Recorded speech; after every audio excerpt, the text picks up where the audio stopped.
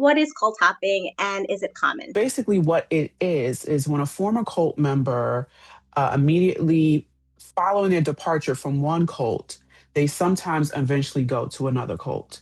Mhm. And it's not always immediately. Sometimes people take a break, but then they also end up going back into a cultic dynamic. And there are several reasons as to why that could be. When former cult members leave their cults, a lot of times it's not because they want to, it's Mhm. because they have to, because the Mhm. situation got so dire, so abusive, so traumatizing, where they couldn't take it anymore and they had to leave. It's kind of like an abusive relationship or someone that's, in a domestic violence relationship, they still love the person, but the love is toxic. And so Mhm. they know they need to get to safety, but they're torn. It's almost like the Stockholm syndrome. When it's like that, the ability to grieve, to have closure, it's not there. It's open ended. And many cult survivors, as they leave and they exit, they're stumped. They don't know what to make of themselves. Their identity is lost. Many of them were codependent on the cult leaders and the system at large. And so when they exit, basically in a state of shock. And to their nervous system, that doesn't feel good. To life and trying to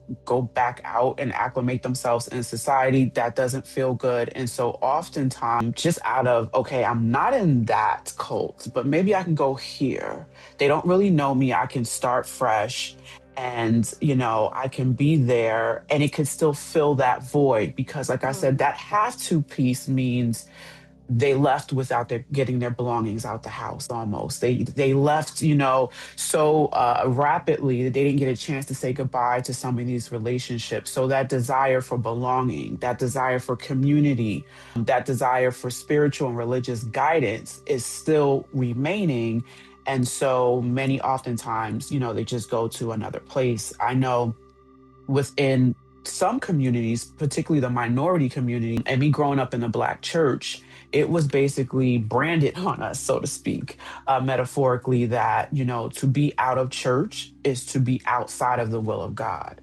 To be out of church is where now you are in the enemy's territory. You're in his playground and you'll become prey if you're not in the house of God. And so for me, when I cold top, that was something, an underlining notion that spoke to me.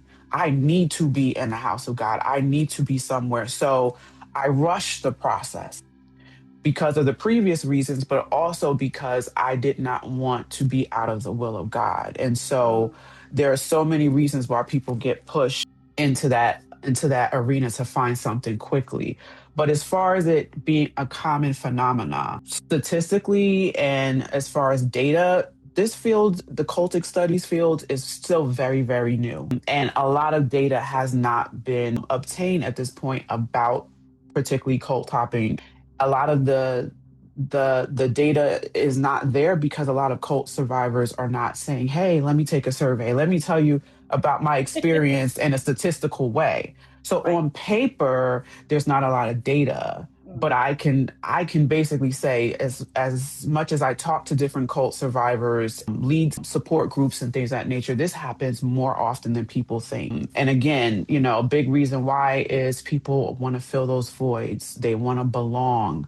They Mhm. want to feel accepted and acknowledged and loved. And one more area as to why people they would leave a cult group and go right to another and cult hop. They're not in the place to process what just happened. If you think about that girlfriend that you went to college with, and she went from one relationship to another relationship to another relationship, and you're like, girl, slow down. Don't you want to take a break and process? And she's like, no, I don't want to think about it. That's behind me. A lot of times that's an indicator that people's nervous system are just not ready to Mhm. deal with the reality of everything. They're not ready to see what they thought was truth and now realizing that it may be a lie.